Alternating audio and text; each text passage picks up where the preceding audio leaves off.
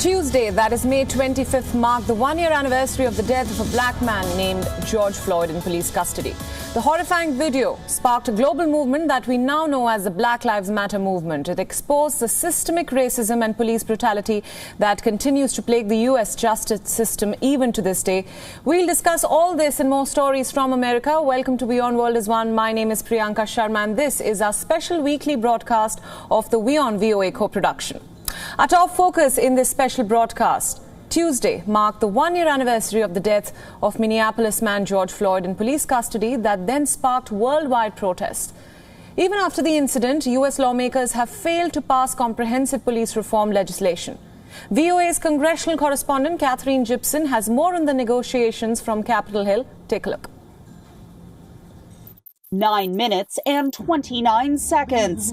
The time it took George Floyd to die in police custody, mobilizing millions of protesters around the world. Black Lives Matter. But despite a deadline from President Joe Biden, the U.S. Congress is still struggling to pass police reform legislation named in his honor exactly 1 year after his death. What is important is that when it reaches President Biden's desk, that it's a substantive piece of legislation, and that is far more important than a specific date. We will work until we get the job done. The chief sticking point in negotiations, the concept of qualified immunity that protects law enforcement officers from being sued for misconduct. We have been closely engaged with the negotiators and a range of parties on the Hill.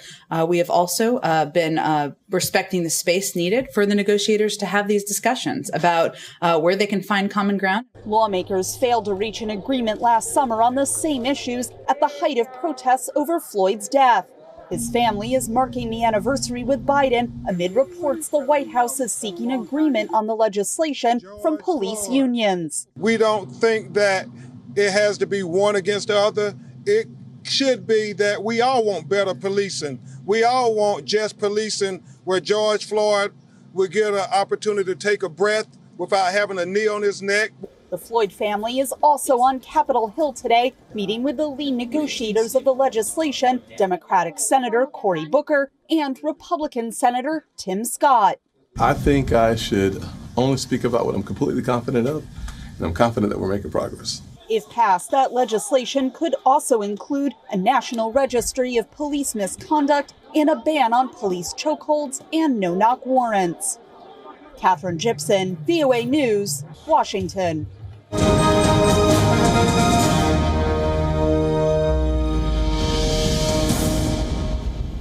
To speak about this further, we're now joined by Voice of America correspondent Amy Hybels from Washington. Amy, thanks so much for joining us on this special broadcast.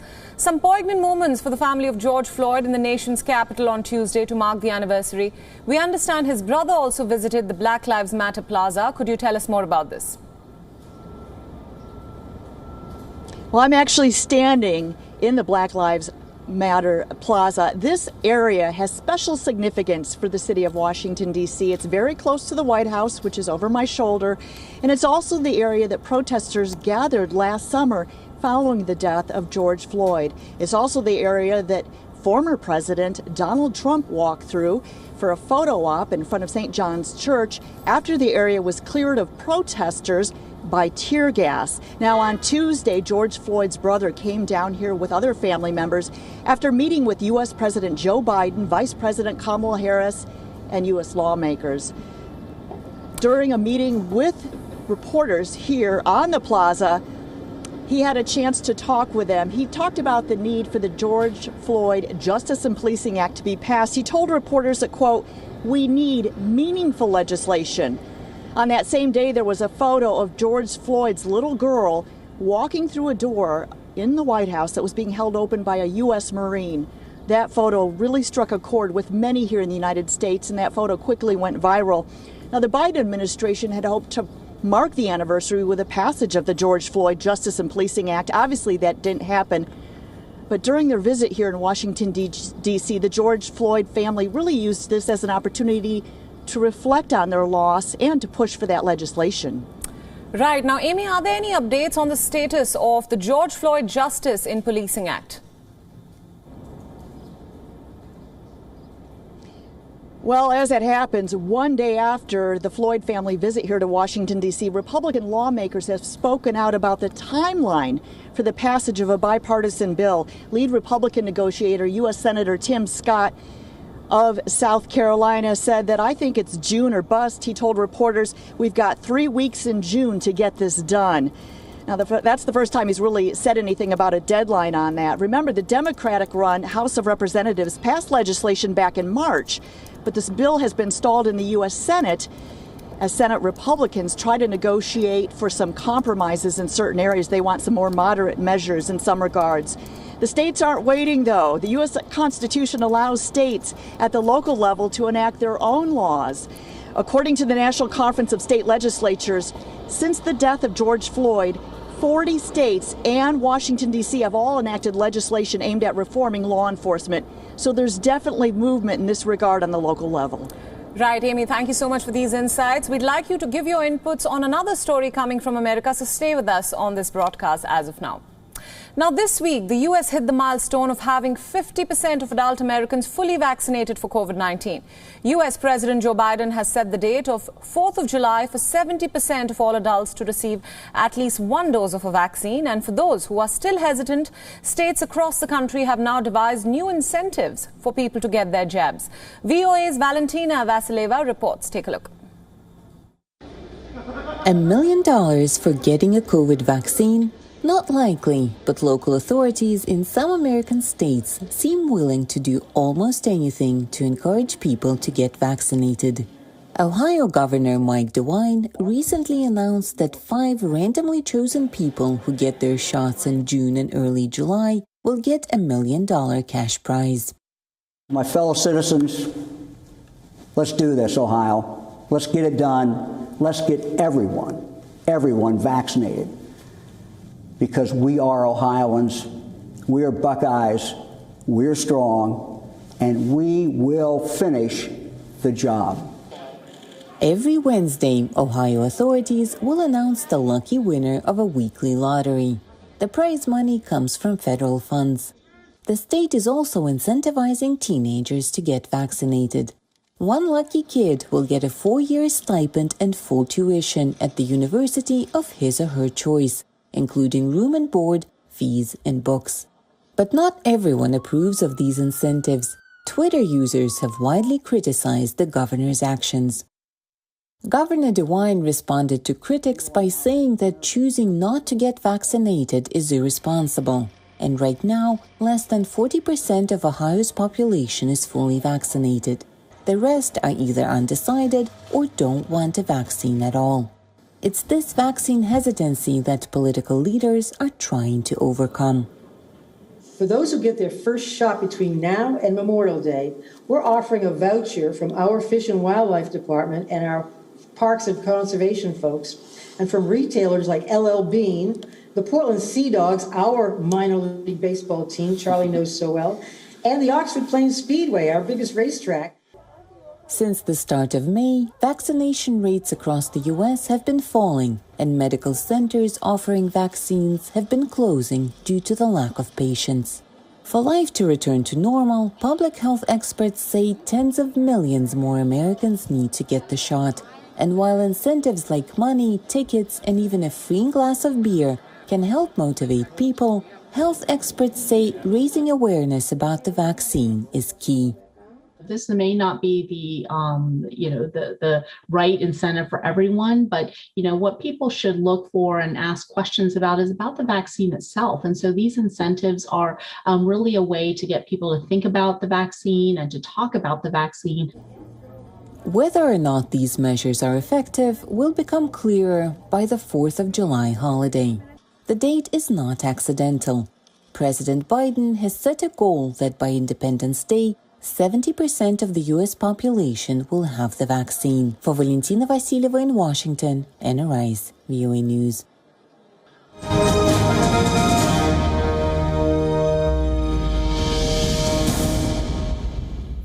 VOA's Amy Hybels is still with us on this broadcast, live from Washington, D.C. Amy, why do certain U.S. states feel that they need to offer these types of interesting incentives to get people vaccinated as of now? Well, Ohio Governor Mike DeWine launched this Vax-A-Million program back on May 12th, really as an effort to try to overcome vaccine hesitancy in the state. Vaccine hesitancy is also a problem actually in the entire country, not just in the Midwestern state of Ohio. Now, the first winner of that $1 million in the state of Ohio was announced this week, and she said that she actually had the Moderna vaccine before the lottery was announced. Okay. However, the parents of that college scholarship said that they actually moved up their kids' vaccination dates after they heard about the lottery. Obviously, it's stirring up some excitement. Now, while to the rest of this world it may seem like a frivolous effort, it's actually a very serious effort to get more shots in arms in the state before most of the restrictions are lifted. So it's really out of a concern for people's health that the state of Ohio is doing this. Right. Now, U.S. Now, the governor's, right. I know some people may say to... Go on, please, Amy.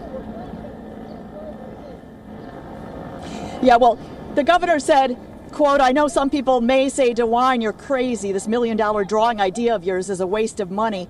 But the real waste, he says, is when the vaccine is now readily available, is a life loss to COVID-19. So obviously this stems from serious concerns about people's health. It's not just a way for the state of Ohio to make a splash. Now, according to an AP analysis, people age 16 and over have increased the amount of, there's been a 33% increase in the first week after the state announced the lottery. So it seems to be working. Of course, the really big test is going to be this weekend.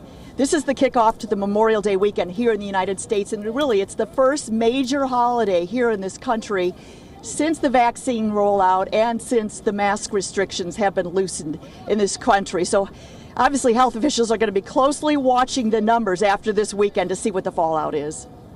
Right, Amy. Now, U.S. President Joe Biden is also asking U.S. intelligence agencies to redouble their efforts to investigate the COVID-19 pandemic's origins. Hasn't this already been done by the World Health Organization?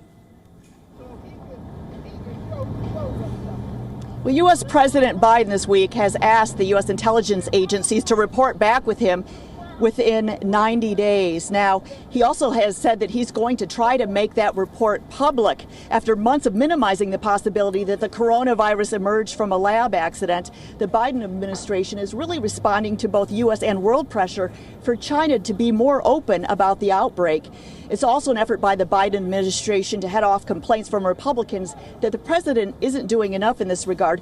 Remember, both the Republicans and former President Donald Trump promoted the theory that the virus actually emerged from a lab accident in China. Now, President Joe Biden, on the other hand, has said that insufficient evidence concluded that the evidence was insufficient to conclude whether it emerged from human contact with an infected animal or from a laboratory. Remember that global team of researchers that was sent into Wuhan by the WHO back in January of 2021 had to wait for months before they were allowed to enter the country. And the joint WHO-China study on the origins of COVID-19 showed that the transmission of the virus from bats to human through another animal was the most likely scenario, and that the lab leak was entirely unlikely. China has accused the Biden administration of playing politics in this manner. So within the next 3 months, we're going to learn more about this from the U.S. intelligence agencies here in this country. Right, Amy, we leave it there. Thank you so much for joining us on this broadcast with all your insights.